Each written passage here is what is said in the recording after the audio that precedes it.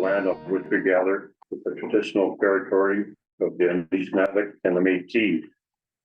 We have one addition, and that is from the CAO, from the multi-year accessibility plan. Are there any other additions, deletions, or amendments? Hearing none.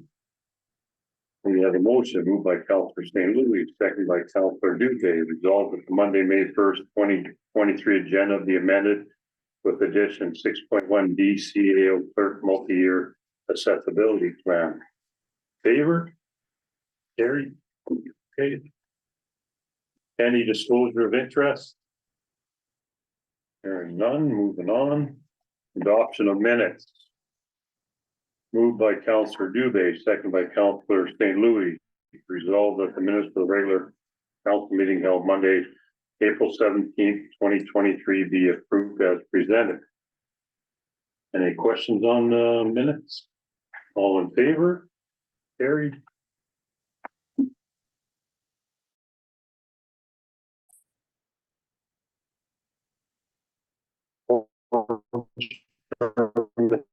Administration CEO Clerk John. Thank you, Your Worship. So there is a request committee.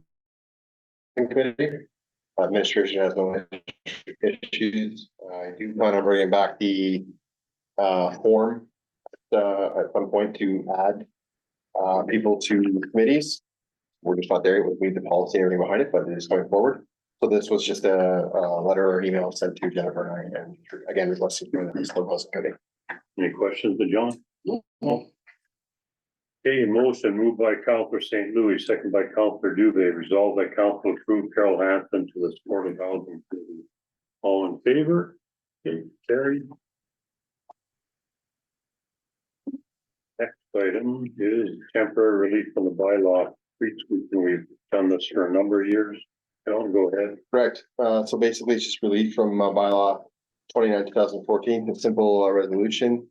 Our notice that goes out explains to residents how they can put material on the street, what not to put on the street, and what they're prohibited again from putting on the street at any time. And it's a temporary thing, and when we will let everybody know through media when our last sweep is going to happen, so that this work done well in advance. The not clearing our lawns off after we've already made our last pack. So there's no set date, John. I don't have the notice in front of me. We typically do our lot sweep. There is no set date, and it's our sweeping is weather dependent. Yeah. Typically sometime probably the second week of June. Yeah. Third week of June, depending. Yeah. Okay. Any questions to John? No. Okay. We have a motion moved by Councillor St. Louis, second by Councillor Dubé, resolved that council approve the enforcement of the following of the highways provision bylaw 29-2014 be suspended with respect to spring lawn care until spring municipal sweeping operations have been concluded. In favor? Okay, carried. Next item, fair traffic for 2023. Thank you, Richard. So just a simple resolution to reappoint our two bear trappers for the 2023 trapping season. Typically we have in the last couple of years, we've had a third trapper who pick up vacation for our two main trappers. Unfortunately, that's not the case this year. So there may be some more significant gaps where we don't have coverage. We did have some gaps last year. We were fortunate enough for them to be short, but we were also fortunate enough for it to be not a very heavy bear year. So hopefully it's the same this year, not a heavy barrier, and it won't matter, but it is going to become harder and harder to attract bear trappers, given the training that's required and given the time involved when we do get bears. So I got a question. How do you get trained? yeah, it's an M&R course. They offer it. I think it's once every 2 years. Sometimes they offer it every year. Depends on how much turnover there is in their bear tech world. Yeah. So who would pay for that? Would the town pay for that? Typically do. We've been fortunate in one or two cases where the individual who's come forward to trap, or one of the two individuals come forward to trap have already had it. Yeah. So they got it through other means or through their regular career. So Would it be worth our while advertising for a third? we can. We didn't have any luck the last time we did it, but we can do it again for sure. Council's in favor, and we can throw something out. Yeah, I think we should. The only thing, would depend on there is if the MNR is already offered their bear course for the year. Yeah. I mean, the person can be a helper, my Mhm. understanding, so that may be the road we can go there, but it doesn't do us much for the gap anyways, because they can't go on their own. Right. Just be aware of that. But it might be a good training year for them for next year. Yeah. Okay, we'll do that. That's not a problem. Yeah. Any other questions? Nope. Okay, we have a motion moved by Councilor St. Louis, seconded by Councilor Dubé, resolved that council approve the employment contracts of Bernie LeBlanc and Paul Dennis as certified bear trappers from May 1, 2023 to November 1, 2023 for the top Terrace Bay.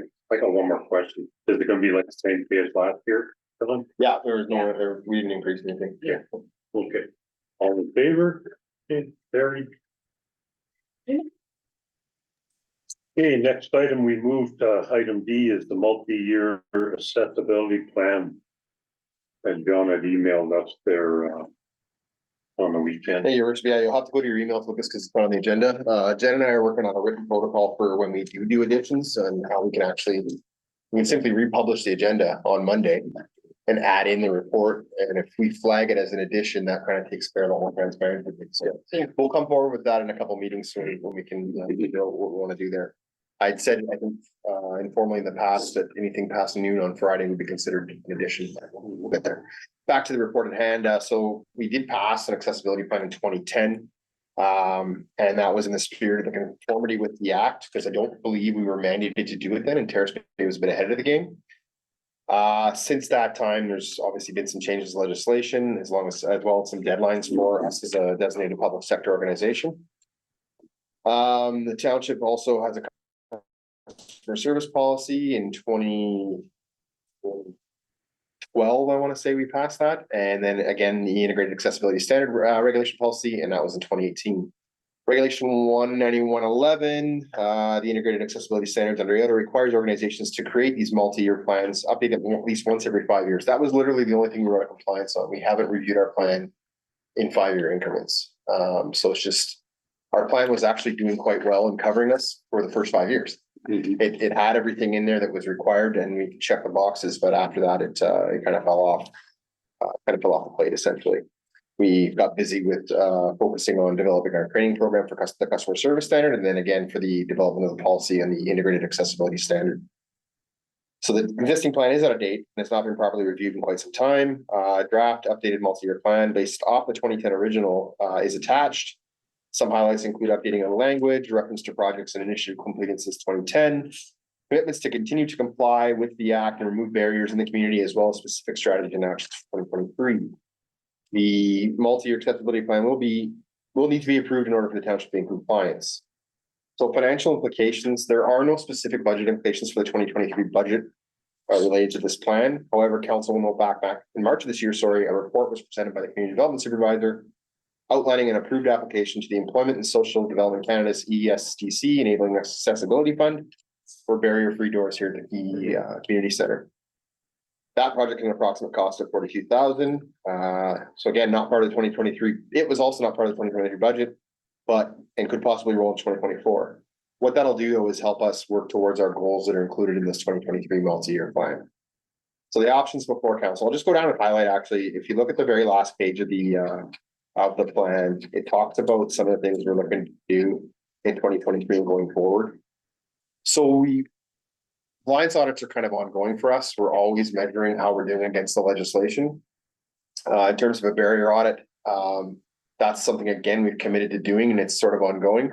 One of the things I'll assign the health and safety team, though, is to do at least an analysis once on their tours to see if they identify any barriers. Then we've got it officially in the books and kind of recorded if they found a barrier or not. The accessible working group formed that committee, so that's on my plate to get done.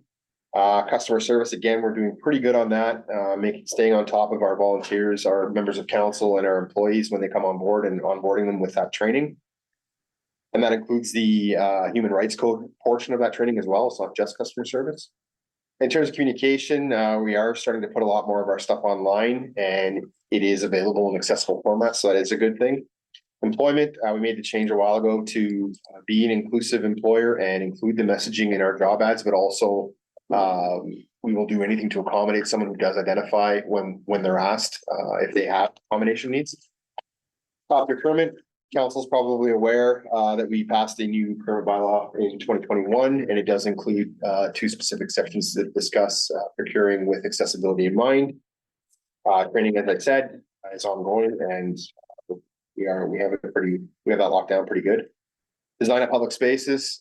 So one of the ones you'll highlight earlier in the plan is the beach house was designed with accessibility in mind. We do have the table sections repair program where we procured how many picnic tables? There have been 6 through that program, and there's just 7. And then, so there's 7 that are accessible. Excellent.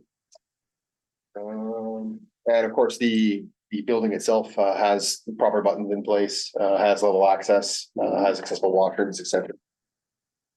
On service disruptions, that's more of a just compliance with the act. We're required to post when any of our equipment is out of commission and causing problems for people with accessible needs. And then transportation as well. I don't see handy transit ending anytime soon. In fact, I just noticed on Scriber's agenda, they're looking at procuring a new vehicle for the handy transit program because ours had an accident earlier this year. But we did, going back to the number 10, the service disruption, we did post that when that happened and did have all the required things from the act in that posting. So that's just a highlight of some of the things we're looking at in 2023. It looks like a lot, but a lot of it, council will have to remember it is ongoing. We're always kind of working with accessibility. So back to the report, the recommendation. The council be approved the draft multi-year accessibility plan, which will no longer be a draft, and the appropriate bylaw be brought forward. The council approve the draft multi-year accessibility plan as amended, and then the appropriate bylaw be brought forward to the next meeting if you want to make amendments. And the council not approve the multi-year accessibility plan and direct administration otherwise. Administration is recommending option 1. I got a question, John. If the town takes over a building and you know the one we're talking about there, would you have a certain amount of time to make that accessible? Certain amount of time. Yeah, like if it's not accessible. I don't know about retro. Anytime we would undertake a renovation, Yeah. we would have to consider that going forward in any upgrades we made. Yeah. Again, we would deal with that through the building code and through our own policies.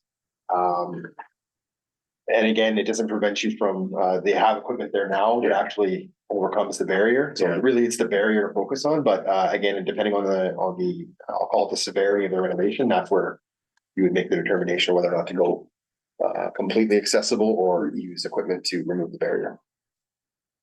Okay, any other questions? No.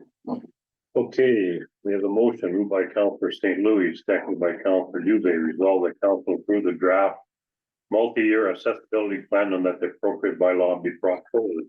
All in favor? Carried.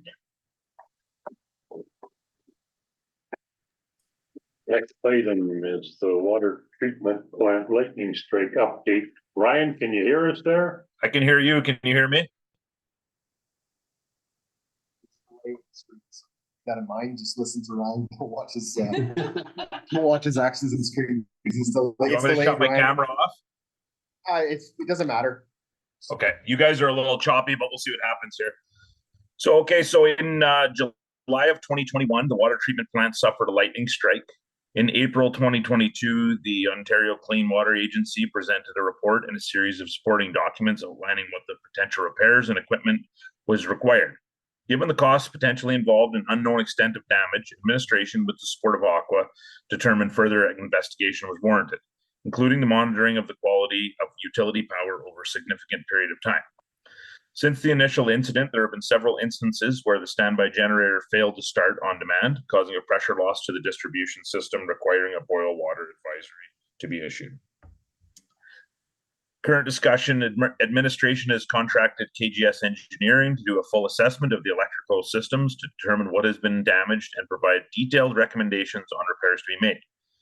Part of the operations contract with Aqua requires them to carry the insurance on the water treatment plant.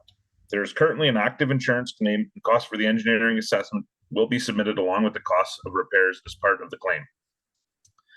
Financial implications: total cost of the KGS engineering assessment, as well as drafting of RFP and selected contractor support, will not exceed $33,500.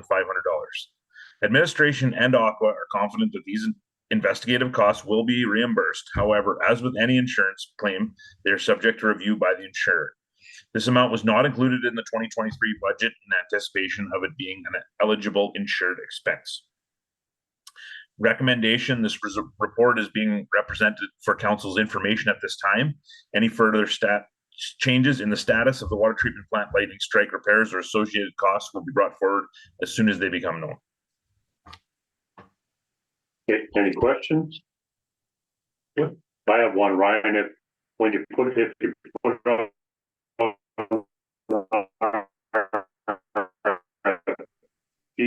when would you want the work done by? Since lightning season is fast approaching. So, Paul, See frozen? It's frozen. Yeah. I shut my my video off. Can you guys hear me? Yeah, we Yeah. can. That's good.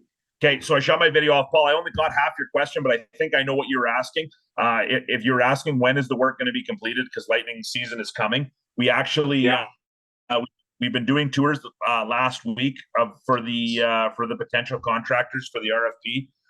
The RFP closes this week, and work is to commence 7 days after the RFP is awarded, and all work has to be completed and invoiced by June 30th. To meet the insurance deadline. The insurance deadline is July 1st.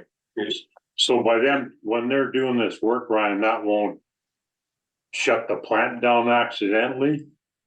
Well, we're having some discussions about that right now. How exactly we're going to do that, because there is some work that needs to be done on the line side. Let's to say it simply.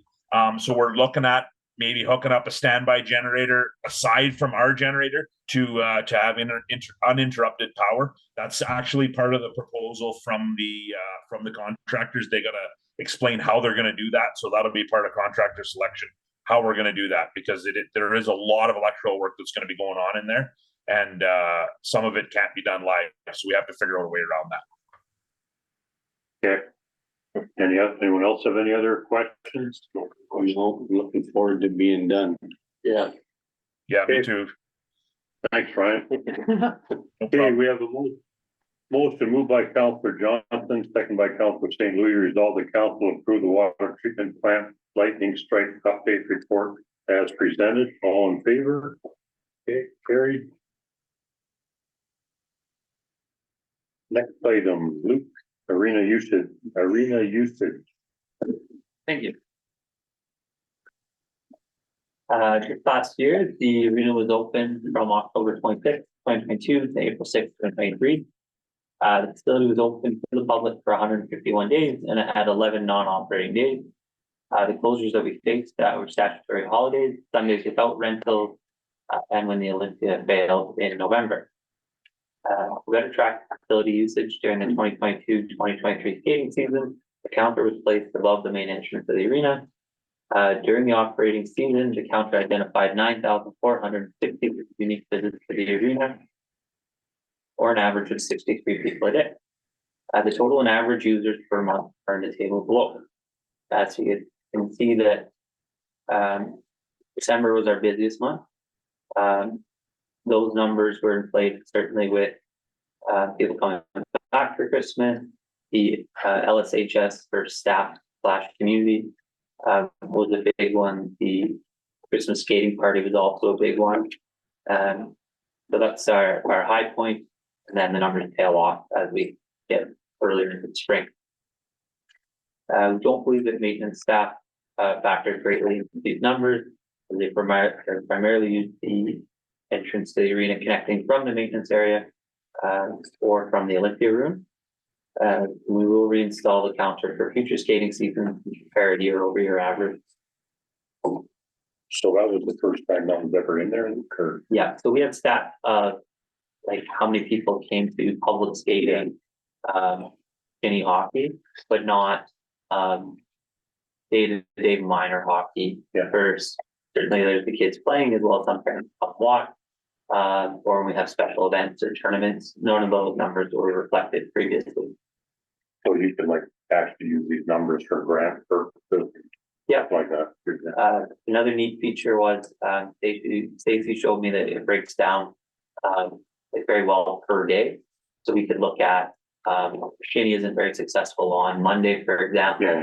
Yeah, Or something else is, and trying to adjust our programming to meet the needs of the community. you know. Good, good tool to have. Mhm. Any other questions? Okay. We have a motion moved by Councilor St. Louis, seconded by Councilor Johnson, resolve the council approve the 2023 arena usage report as presented. All in favor? Okay, carried. Thank you. Thanks, Luke. Item 8. There's a 5-year tourism marketing plan. Thank you, Your Worship. So in December 2021, Terrace Bay Council approved participating in a partnership with Superior Country's Terrace Bay Municipal Accommodations Tax Committee for the development of a town Terrace Bay 5-year tourism marketing plan with a max contribution of up to 50% of the project, so $10,000. The plan was estimated to cost $20,000 with the understanding that the Terrace Bay Municipal Accommodation Tax Committee Administration, Superior Country, would seek a grant opportunities to obtain funding dollars to offset costs and reduce both parties' required contributions by the further leveraging them. In June 2022, the MAC Committee Administration's application for Fed North Tourism Relief Fund for a township of Terrace Bay 5-year tourism marketing plan was successful. With Fed North committing 50% of $10,000 of the project, the partnership's overall contribution was reduced. Therefore, the required contribution was reduced for both the township of Terrace Bay and the Terrace Bay MAC Committee, resulting in a final contribution of 25%, so $5,000 each. This means that the township of Terrace Bay successfully leveraged $5,000 into a $20,000 project through the successful and mutually beneficial partnership with Superior Country's Terrace Bay's Municipal Accommodations Tax Committee. An RFP was issued and awarded to Generator in August 2022. Work on the project began in September 2022 and successfully concluded March 2020. So the purpose of the Township of Terrace Bay's 5-year tourism marketing plan is to guide the Municipal Accommodations Tax Committee with the allocation of approximately $10,000 to $15,000 that will be available annually through the match for marketing, as well as provide the Township of Terrace Bay's administration with recommendations on tourism-based investments and partnership opportunities over the next 5 years. The tactical marketing plan included provides direction for short and medium term investment in marketing of the Township of Terrace Bay. The plan outlines the advertising and overall marketing approach to promote Terrace Bay, including proposed budget and key performance indicators.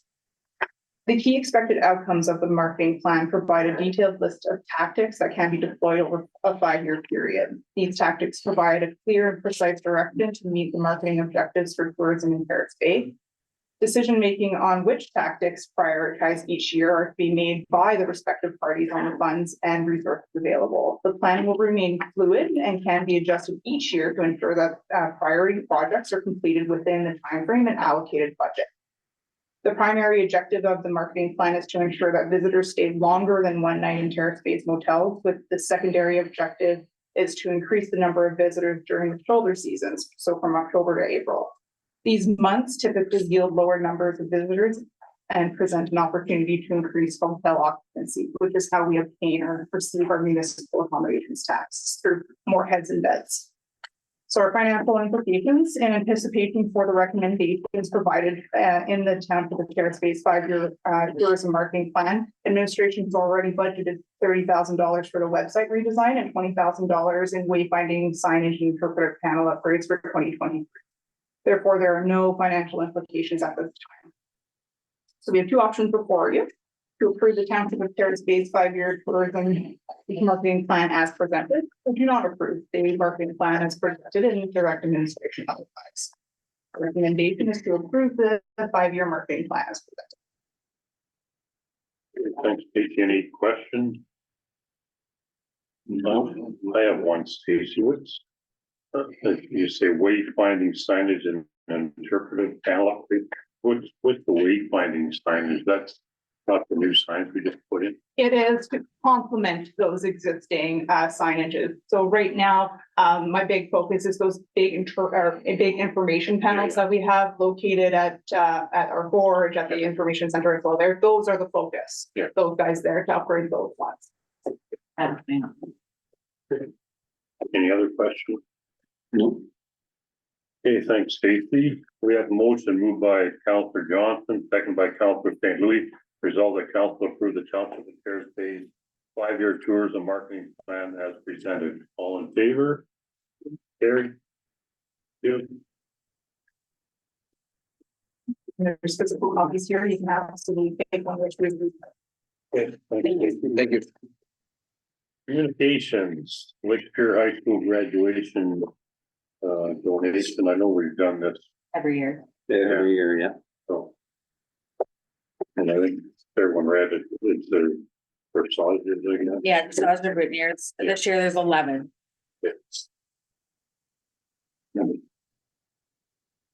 Any questions on that? No, we do this every year. It's a Yeah. good thing. Okay, motion moved by Counselor St. Louis, second by Counselor Johnson, resolve that council approve the Lake Superior High School 2023 graduating student from Terrace Bay with either or act for stars or boutonniere. All in favor? Carried.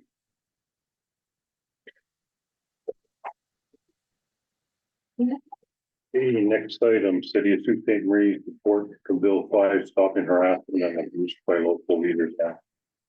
That women of Ontario say no, and that the lady from, I think it was Kenora, talked about that at the normal on the weekend or on last week, so. Yeah, the motion moved by Counselor St. Louis, seconded by Counselor Johnson, whereas municipally elected leaders do not have an appropriate accountability structure when it comes to perpetrating violence and harassment in the workplace. And whereas a fundamental underlying principle of broadening diversity, equity, and inclusion in politics rests on the assumption that the workplace is safe. And whereas the Bill 5, the Stopping Harassment and Abuse by Local Leaders Act, would require counselors to comply with the workplace violence and harassment policies of the municipality they represent. Permit municipalities to direct the integrity commissioner to apply to the court to vacate a member seat for failing to comply with the municipality's workplace violence and harassment policies, as well as restrict officials whose seat has been vacated from seeking immediate subsequent re-election. And whereas over 20 municipalities have formally endorsed and communicated public support for Bill 5, and whereas Bill 5 would hold accountable and protect all municipal leaders, now therefore be it resolved that the Township of Terrace Bay Council expressed its support for Bill 5, Stopping Harassment and Abuse by Local Leaders Act. And further, that this resolution be circulated to the Honorable Doug Ford, Premier of Ontario, Lee Soujean, MPP, Thunder Bay Superior North, and the Association of Municipalities of Ontario, and MPP Stephen Blade. Any questions on that motion? All in favor? Carried.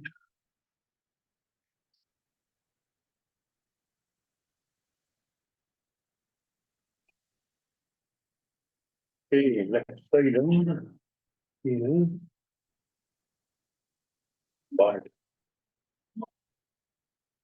bylaws. Moved by Counselor Johnson, second by Counselor St. Louis, resolved that council approve the draft multi-year accessibility plan be read a first, second, and third time finally passed, signed by the mayor and clerk, sealed and numbered this first day of May 2023. Any questions? All in favor? There.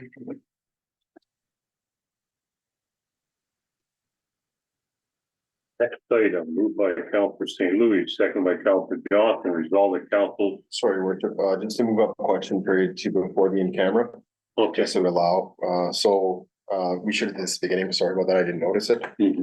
So if anybody has any questions, there is nobody in the gallery here, if anybody online has a question, they can type it into the chat. Please include your first and last name. Talk with the library too. Yeah. That's coming up. Is it? Oh, okay. Perfect, just make sure first. Yep. Okay. Okay, missed that. Going once. Going twice. No questions online, Your Worship. thank you, Carol. Okay, we have motion moved by Counselor St. Louis, second by Sorry again, we'll do the other business now as well before Yeah. the camera, just so the public that is here can hear from the library. Okay. My apologies, Your Worship. Okay. Okay, yeah, the other business, so I wanted to let council and administration and the general public know what we've been working on. As you know, we did give Mary a couple extra hours to work on sort of getting a few things, policies and procedures in line for the archives. So the local history digitization policy, we've worked on that. If you look through it, just criteria for selection, the selection process, loans, donations, and how do we collect it? What constitutes an archive versus what's quaint? So there's that document that outlines that, and then the appendix A and B. So appendix A is loan request form. So it says, please identify and describe what items or collections. Speaking with Mary, I basically was like, don't reinvent the wheel. This stuff exists in Thunder Bay and whatnot. She has contacts in Thunder Bay, both at Lakehead and with the libraries in Thunder Bay. So using this, like how, so we would like to digitize these items, please sign this. And in that way, there's something legitimate. It's not just a conversation. We can have this documentation. And if we look at the second document, there's this appendix B, gift waiver. So again, here's a gift. If you're going to make a donation to the archives, you believe you have something that's pertinent or relevant to be in the archives. Again, it's describing what it is, who the donor is, and just saying like, yeah, I do authorize the library to absorb this into the archives. And again, it's part of Mary beginning the archival process is coming up with these policies and procedures of how to move forward with a lot of these documents. So I just wanted to put it out there. I know people have approached the library about absorbing archives. So these sorts of things exist now. So it's a little bit more formal. I just wanted to bring it to everybody's attention. Thank you, Chris. Yeah. Perfect. Thank you. Good. Okay, any questions on? No, I like it. Okay. Okay, now. Moved by Councilor St. Louis, second by Councilor Johnson, resolved that council proceed to closed session to discuss minutes from the previous in-camera session dated April 17th, 2023, and one matter concerning personal matters about an identical individual, including municipal or local board employees, regarding the dog incident. All in favor? Carried. Okay, we're now closed.